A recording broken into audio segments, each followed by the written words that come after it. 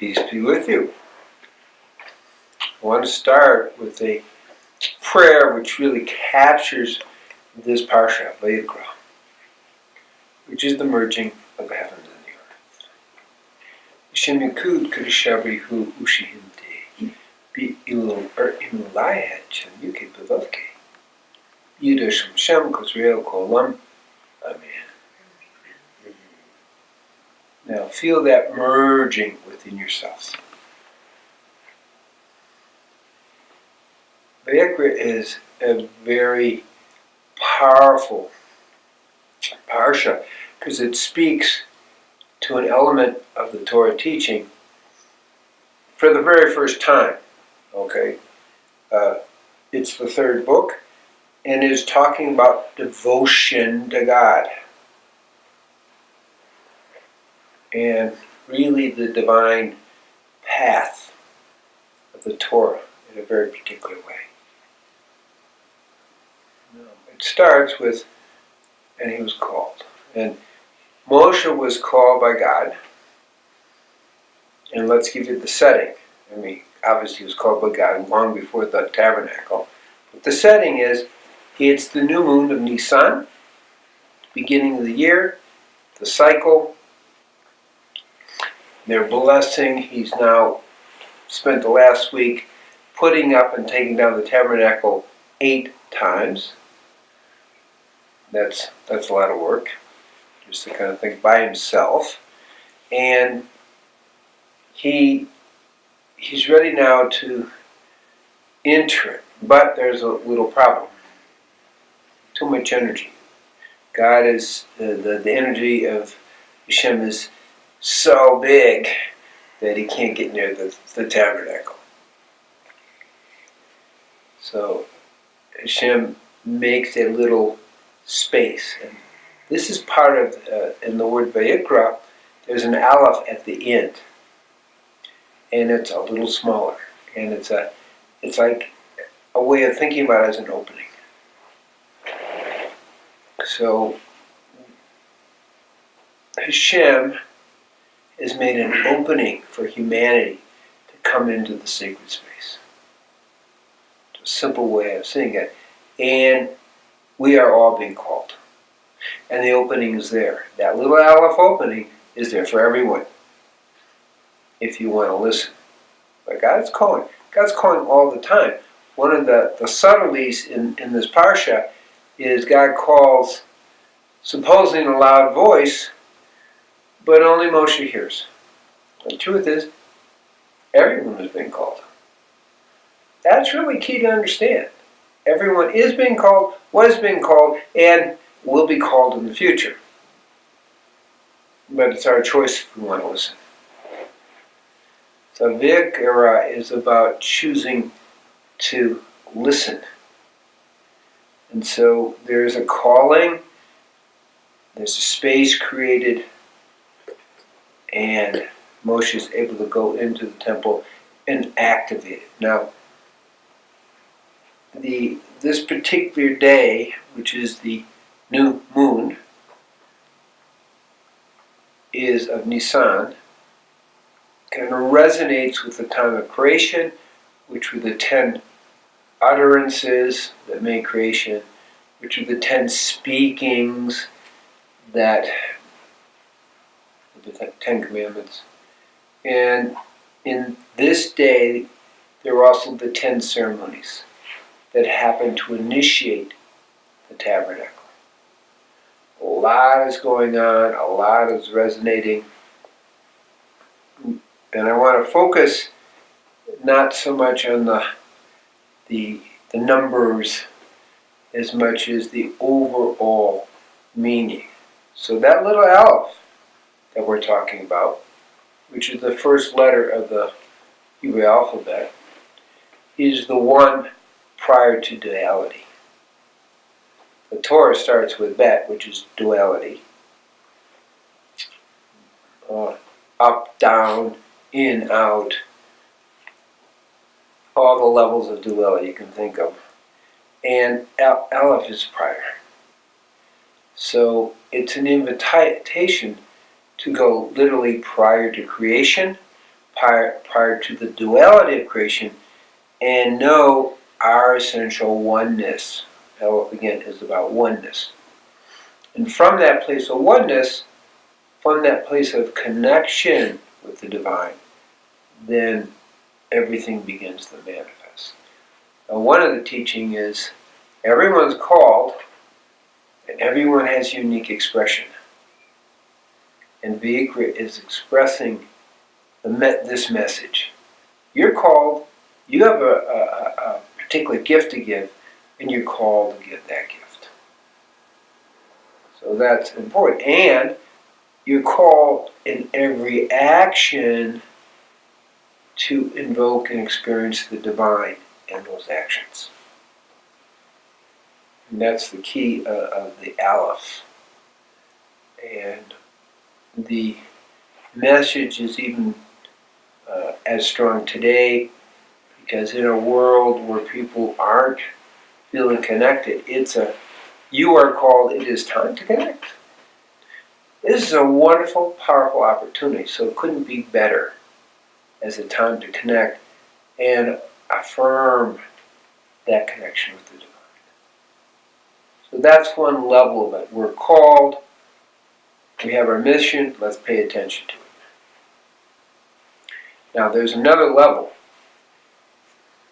which is, as I said at the beginning, the sacrifice and devotion to the divine. And this is the path of liberation. It's a very clear path. Okay? They mention all the different sacrifices and the animals and so forth. Well, this isn't what's going on today. There's only one animal we're sacrificing today. It's called the animal of the ego. Okay?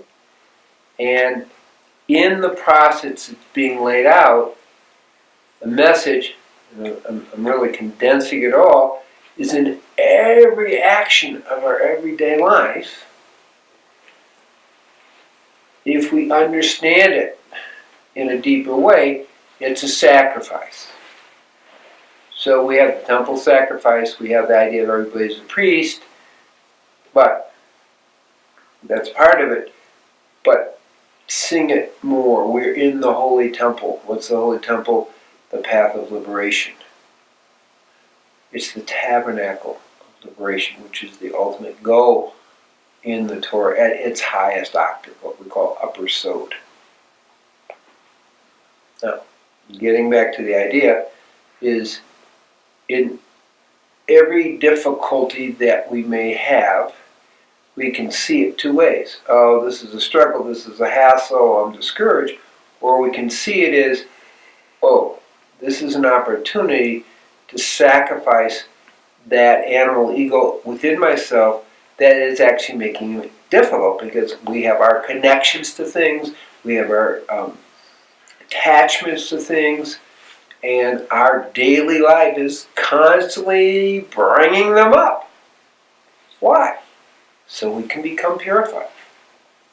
So when we understand our daily life and our daily challenges not as obstacles,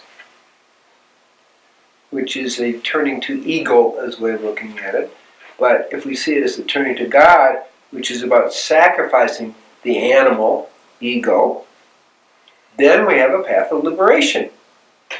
Every moment gives us the opportunity to sacrifice our ego attachments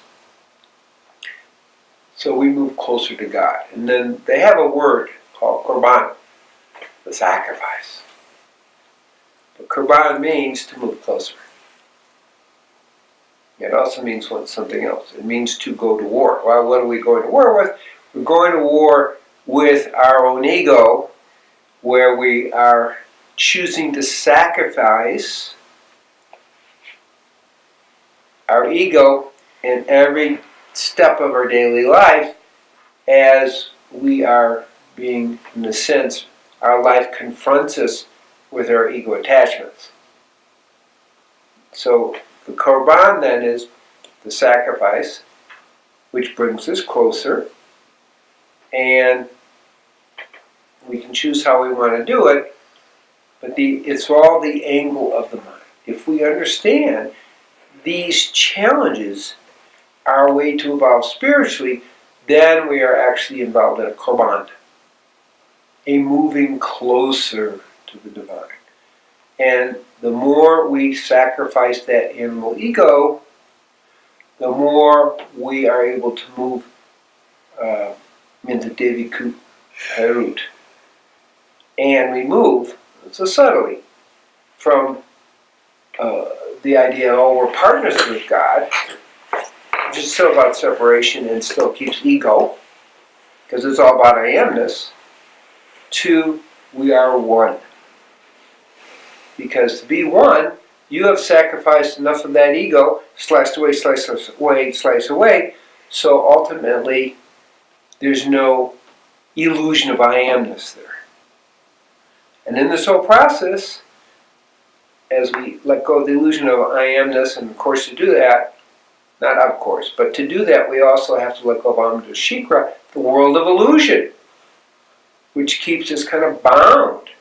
So every time this is coming up to us, the challenge is, if we can step back and see it as the world of illusion, it makes it easier to transcend that, going back to the truth, going back to the oneness. So ultimately, if we take the korban at its highest octave, we have the opportunity to keep sacrificing that ego until it's gone,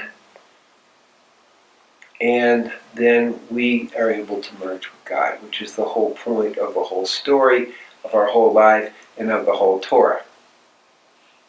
So may everyone be blessed that we are able to take every action, including ourselves, as their korban, as a sacrifice, to move ever closely and ultimately to merge with the divine. Devikut Harut. Peace be with you. And I want, because Vayikra is about the priest, and I want to give everybody the priestly blessing.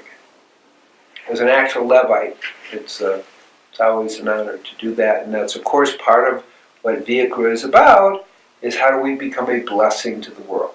Same message that Abraham got is, walk before me and be a blessing to the world.